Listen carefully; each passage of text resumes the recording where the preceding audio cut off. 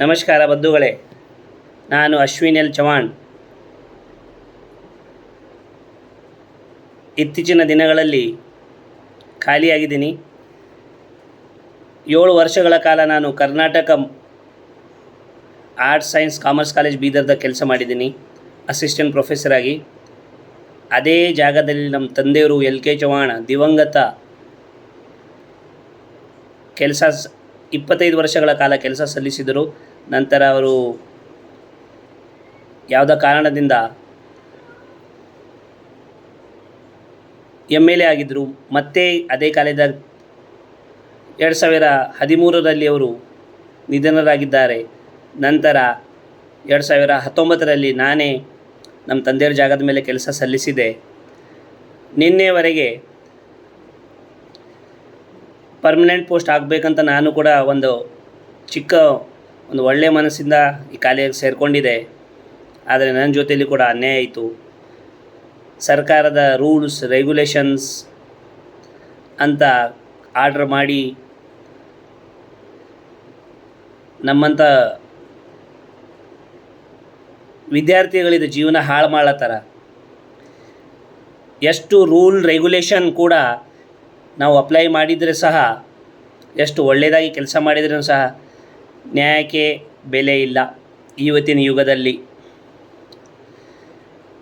ಇವಾಗ single bench ಬೆಂಗಳೂರದಾಗ judgment ನನ್ನ ವಿರುದ್ಧ ಕೊಟ್ಟಿದ್ದಾರೆ ಅವರು. ಅದನ್ನು ನಾನು ಡಬಲ್ ಬೆಂಚ್ ಹೈಕೋರ್ಟ್ ಬೆಂಗಳೂರದಾಗ ಚಾಲೆಂಜ್ ಮಾಡಿದ್ದೀನಿ. ಅದು ನನ್ನ ಹಕ್ಕಿದೆ, ನನಗೆ ಸಂವಿಧಾನ ಹಕ್ಕು ನೀಡಿದಿದೆ.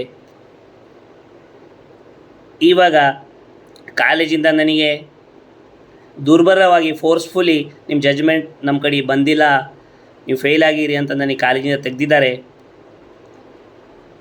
ಇಲ್ಲೀಗಲಾಗಿ. ಅದಕ್ಕಾಗಿ ನಾನು ನಾನು ಬೀದರ್ ಅಕ್ಷ ಸಂಘದ ಸದಸ್ಯನಾಗಿ ಆಯ್ಕೆಗೊಂಡಿದ್ದೀನಿ. ನಾನು ಬೀದರ್ ಅಕ್ಷ ಮೆಂಬರ್ ಆಗಿದ್ದೀನಿ, ಈಗ ಇನ್ಚಾರ್ಜ್ ಆಗಿದ್ದೀನಿ. ಫೆರೋಜ್ ಸರ್ ಗಾಯಕ್ವಾಡ್ ಅವರು ನನಗೆ ಅಪಾಯಿಂಟ್ ಮಾಡಿದ್ದಾರೆ.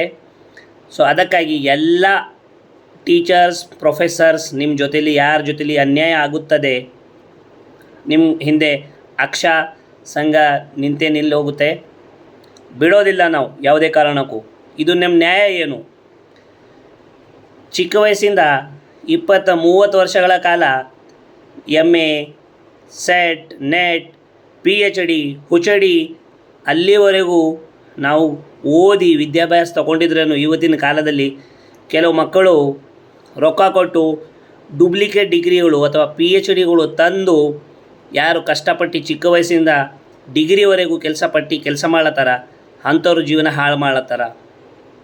ಸೊ ಅದಕ್ಕಾಗಿ ಇವಾಗ ನಾನು ಬೀದರ್ ಜಿಲ್ಲೆಯಲ್ಲಿ ಪ್ರತಿಯೊಂದು ಕಾಲೇಜಲ್ಲಿ ಯಾರ PhD ಫೇಕ್ ಇದೆ ಅವರನ್ನು ಬಿಡೋದಿಲ್ಲ. ಇದು ಖಚಿತ, ಉಚಿತವಾಗಿ ಬೋನಸ್ ಆಗಿ ಬರುತ್ತದೆ. ಎಷ್ಟು ಮಂದಿ PhD ಫೇಕ್ ತಂದಿದ್ದೀರಿ, ಸ್ವಂತವಾಗಿ ನೀವೇ ಆ ಕಾಲೇಜಿಂದ ರಾಜೀನಾಮೆ ಕೊಟ್ಟಿದ್ರೂ ಕೂಡ ನಿಮಗೆ ಬಿಡೋದಿಲ್ಲ. ನಿಮ್ಮ PhD ವೆರಿಫೈ ಆಗೇ ಆಗುತ್ತದೆ.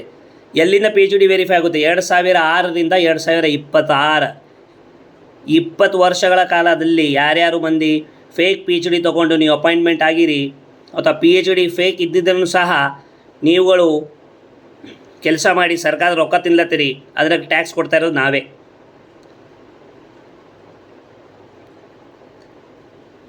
ಮತ್ತು ಈ ನಾನು ಬೀದರ್ ಜಿಲ್ಲೆಯಲ್ಲಿ ಇವತ್ತು GFGC ಬೀದರ್ಗೆ ವಿಸಿಟ್ ಕೊಟ್ಟಿದ್ದೆ. ಇವತ್ತು ಬಹಳಷ್ಟು ಇನ್ಫಾರ್ಮೇಷನ್ ಸಿಕ್ತು. ಬಹಳಷ್ಟು ಮಂದಿ ಬ್ಯಾಕ್ಗ್ರೌಂಡ್ದಾಗ ಮುಚ್ಕೊಂಡಿದ್ದಾರೆ. PhD ನಮಗೆ ಸಂದೇಹ ಮಾತ್ರ ಇದೆ. ಸಂದೇಹ ಇದ್ದಿದ್ದಕ್ಕೆ ಇದು ಇದೆ ಪರಿಸ್ಥಿತಿ. ಅಕಸ್ಮಾತ್ ಪ್ರೂವ್ ಆಯಿತು ನಿಮ್ಮ PhD ಫೇಕ್ ಇದೆ ಅಂತ, ಜೈಲಲ್ಲಿ ಹಾಕೋ ತನಕ ನಾವು ಬಿಡೋದಿಲ್ಲ. ಅದು ಯಾರೇ ಇರಲಿ, CM ಮಗ ಕೂಡ ಇರಲಿ, ನಮಗೆ ಅಂಜಿಕೆ ಇಲ್ಲ. PhD ಯಾರು ಫೇಕ್ ಇದೆ ಸ್ವಂತವಾಗಿ ನೀವೇ ರಿಸೈನ್ ಮಾಡಿಬಿಟ್ಟು ಎಜುಕೇಷನಿಂದ ಏನು ತೊಗೋಬೇಕು? ಸನ್ಯಾಸ ತೊಗೋಬೇಕು. ಮತ್ತು ಯಾರ್ಯಾರು ಬೇರೆಯವರು ಇದ್ದಾರೆ ಅಂಥವ್ರಿಗೆ ಅವಕಾಶ ಕೊಡಬೇಕು. ಸೊ ಅದಕ್ಕಾಗಿ ಬೀದರ್ ಜಿಲ್ಲೆಯಲ್ಲಿ ಆಲ್ರೆಡಿ ನಾನು ಇನ್ಚಾರ್ಜ್ ಆಗಿದ್ದೀನಿ, ನನ್ನ ಜೊತೆಲಿ ಪಂಡಿತ್ ಸರ್ ಅವರು ಕೂಡ ಇದ್ದಾರೆ. ನಾವಿಬ್ಬರು ಇನ್ಚಾರ್ಜ್ ಆಗಿ ಕೆಲಸ ಮಾಡ್ತೀವಿ ಅಕ್ಷದಿಂದ. ಅಕ್ಷ ಸಂಘಟನೆ ಸದಸ್ಯನಾಗಿ ಬೀದರ್ ಇನ್ಚಾರ್ಜ್ ನಾವಿದ್ದೀವಿ. ಯಾರಿಗಾದರೂ ಏನಾದರೂ ಸಮಸ್ಯೆ ಬಂದಿದ್ದರೆ ನಮಗೆ ನೀವು ಫೋನ್ ಮಾಡಿ, ನಿಮ್ಮ ಸಮಸ್ಯೆಗೆ ಪರಿಹಾರ ತಕ್ಷಣ ಸಿಗುತ್ತದೆ. ಮತ್ತು ಯಾರು ಬೆದರಿಕೆ ಹಾಕಿದ್ದಾರೆ, ನನಗೂ ಹಾಕಿದ್ದಾರೆ ಬೆದರಿಕೆ, ಇವತ್ತೇ ಹಾಕಿದ್ದಾರೆ ನಮ್ಮ PhD ಪರ್ಸನಲ್ ಆಗಿ ಬರುವೆ ಅಂತ. ಪರ್ಸನಲ್ ಅಲ್ಲ, ಇದು ಪ್ರೊಫೆಷ್ನಲ್. ಆಲ್ರೆಡಿ ಸರ್ಕಾರ SOP ನೀಡಿದೆ. ಯಾರು ಫೇಕ್ PhD ಇದೆ ಅವರಿಗೆ ಪ್ರತಿಯೊಂದು ಕಾಲೇಜ್ದು ಪ್ರಾಂಶುಪಾಲರು ವೆರಿಫೈ ಮಾಡಬೇಕು. ಅಕಸ್ಮಾತ್ ಆ ಪ್ರಾಂಶುಪಾಲರು ಯಾವುದೇ ಕಾಲೇಜಾಗಿರಲಿ, ನಮ್ಮ ಕಾಲೇಜಾಗಿರಲಿ ಬೇರೆ ಕಾಲೇಜಾಗಿರಲಿ, ಅವರು PhD ವೆರಿಫೈ ಮಾಡಿದ ಅವರಿಗೂ ಕೂಡ ನ್ಯಾಯಸಂಗತ, ಅವರಿಗೂ ಕೂಡ ಶಿಕ್ಷೆ ಆಗುತ್ತದೆ ಕಾನೂನಿನ ಪ್ರಕಾರ. ಸೊ ಅದಕ್ಕಾಗಿ SOPಯನ್ನು ಸೀರಿಯಸ್ ಆಗಿ ತೊಗೋಬೇಕು.